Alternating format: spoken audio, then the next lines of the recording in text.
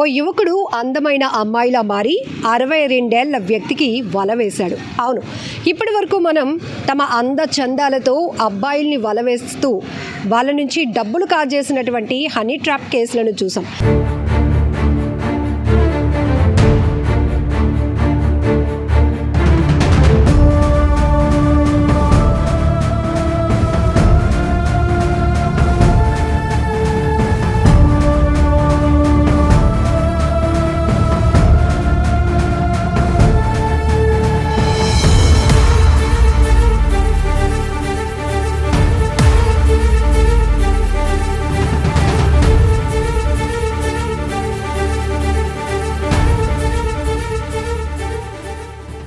విశాఖలో మరొక సరికొత్త రీతిలో ఈ హనీ ట్రాప్ కేసు వెలుగు చూసింది.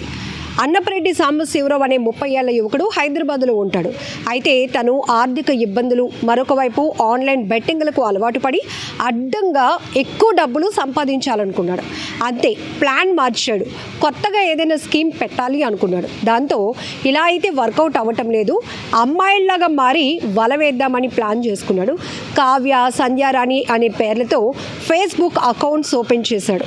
ఎవరైతే బాగా ఈ సోషల్ మీడియాకి ఎడిక్ట్ అయి ఉంటారో అట్లాంటి వారిని సెర్చ్ చేస్తున్నప్పుడు ఒక 62 ఏళ్ల వ్యక్తి, విశాఖకు చెందినటువంటి వ్యక్తికి ఆయన అమ్మాయిలాగా పరిచయం ఏర్పాటు చేసుకొని చాటింగ్లు మొదలుపెట్టాడు. తను చాలా కష్టాల్లో ఉన్నానని, ఈ సమస్య నుంచి బయటపడితే చాలా ఫ్రీడమ్గా, సంతోషంగా ఉంటాను అని మాయమాటలు నమ్మబలికి దశల వారీగా ఈ 62 ఏళ్ల వ్యక్తి నుంచి 20 లక్షల రూపాయలు కాజేశాడు. ఆఖరికి తను అడ్డంగా మోసపోయానని గమనించినటువంటి ఆ పెద్దాయన విశాఖ సైబర్ పోలీసులను ఆశ్రయించినప్పుడు ఆ ఫేస్బుక్ అకౌంట్స్తో పాటు ఏదైతే ఈ యువకుడికి, అంటే అమ్మాయిలకే డబ్బులు పంపిస్తున్నాను అనుకున్నాడు ఈ పెద్దాయన, ఆ అకౌంట్స్ ఏవైతే ఉంటాయో ఆ బ్యాంక్ అకౌంట్స్, ట్రాన్సాక్షన్స్ డీటెయిల్స్ ద్వారా టెక్నికల్ ఎవిడెన్స్లను సేకరించి ఆఖరికి ఈ 30 ఏళ్ల యువకుడు ఎవరైతే ఉన్నారో అతన్ని పట్టేసుకున్నారు విశాఖ సైబర్ క్రైమ్ పోలీసులు. ఒక రకంగా చెప్పాలంటే ఇది చాలా పెద్ద స్కీమే. ఎందుకంటే ఇప్పటి వరకు మనం చాలా రకాల మోసాలు చూస్తూ ఉన్నాం. ఇప్పుడు సైబర్ మోసాలు చాలా విపరీతంగా పెరుగుతున్నాయి. ఏజ్ గ్రూప్తో సంబంధం లేదు, కష్టపడటానికి ఇష్టపడరు, అడ్డగోలుగా డబ్బులు సంపాదించడానికి ఆఖరికి అబ్బాయిలు కూడా అమ్మాయిల్లా మారుతున్నారు. అమ్మాయిల పేర్లతో అందమైన ఫోటోలు పెట్టి అట్రాక్ట్ చేయటం, అమ్మాయిల పేర్లతో మగవారితో పరిచయాలు ఏర్పాటు చేసుకోవడం, వాళ్ళకి ఏవేవో స్టోరీలు అల్లి చెప్పేసి వాళ్ళ నుంచి డబ్బులు కాజేయటం. సో ఈ తరహా కేసే ఈ హనీ ట్రాప్ కేసు కూడా. సో ఇప్పటికే మీ అందరికీ తెలుసు, సుమన్ టీవీలో కూడా టెలికాస్ట్ చేస్తున్నాం. ఏపీ పోలీసులు ఒక గ్రేట్ ఇనిషియేట్ తీసుకున్నారు. అది కూడా విశాఖ నగర పోలీస్ కమిషనర్గా డాక్టర్ శంకబ్రత బగ్జీ గారు బాధ్యతలు చేపట్టినప్పటి నుంచి ఒక సరికొత్త రెవల్యూషన్ తీసుకొస్తున్నారని చెప్పాలి. ఇప్పటి వరకు బాధ్యతలకు న్యాయం చేయటమే కాదు, అవగాహన ఉన్న చోట ఎక్కడ మోసపోవడానికి ఆస్కారం ఉండదు అనే గొప్ప ఆలోచనతో సో ఖచ్చితంగా ఇప్పటి వరకు మొబైల్ స్క్రీన్లు ఏర్పాటు చేయటం, మీడియాకి అడ్రస్ చేస్తూ పబ్లిక్ని అవేర్ చేయటం, ఇవన్నీ చూసాం. బట్ ఇలా కాకుండా ఇంకా అగ్రెసివ్గా పబ్లిక్కి అవేర్నెస్ కల్పించాలి, ఎఫెక్టివ్గా దీనిపైన ఒక అవగాహన తీసుకురావాలనే ఉద్దేశంతో 20 షార్ట్ ఫిల్మ్స్ని సెలబ్రిటీల సహకారంతో, సెలబ్రిటీల ద్వారా రూపొందించడం జరిగింది. వీటిని లఘు చిత్రాలు అంటారు. సో ఇప్పటికే మనం చూసాం, ప్రముఖ యాంకర్ సుమ గారితో కావచ్చు, శకలక శంకర్ ఈ టీం వాళ్ళతో కొన్ని పవర్ బిల్కి సంబంధించిన ఫ్రాడ్స్ కావచ్చు, ఏవైతే డిజిటల్ ఫ్రాడ్స్ ఎక్కువగా జరుగుతున్నాయో వాటినే తీసుకొని కంటెంట్లో క్రియేట్ చేయడంతో పాటు కాన్సెప్ట్ ఓరియంటెడ్గా అయితే నిజంగానే పబ్లిక్ వాటికి కనెక్ట్ అవ్వడానికి బాగుంటుందనే ఉద్దేశంతో సో 20 షార్ట్ ఫిల్మ్స్ కూడా రూపొందించడం, ఇవన్నీ కూడా పోలీస్ పేజ్ అయితే ఏవైనా ఉంటుందో ఆ అఫీషియల్ వెబ్సైట్లోనో పోస్ట్ చేయడంతో పాటు సో సుమన్ టీవీ లాంటి బిగ్గెస్ట్ నెట్వర్క్ ఉన్న పేజెస్లో కూడా వాటిని టెలికాస్ట్ చేస్తూ పెద్ద ఎత్తున పబ్లిక్కి అవేర్నెస్ కల్పించడం కూడా జరుగుతోంది.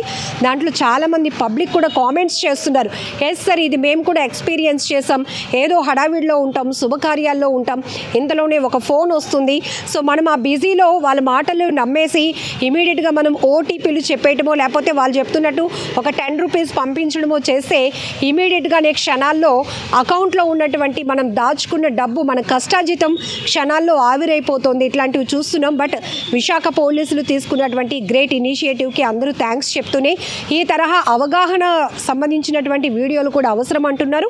సో మరికొన్ని రోజుల్లోనే విశాఖ పోలీసులు అఫీషియల్గా ఈ 20 ఏవైతే షార్ట్ ఫిల్మ్స్ రూపొందించారో అవన్నిటినీ కూడా థియేటర్స్లో కూడా ప్లే చేయించడం జరుగుతుంది.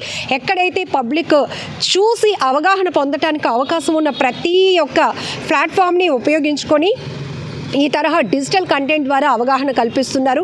సో ఇదంతా ఎందుకు చెప్పాల్సి వస్తుందంటే పబ్లిక్కి ఎప్పటికప్పుడు సైబర్లో చాలా రకాల మోసాలు వెలుగు చూస్తున్నాయి.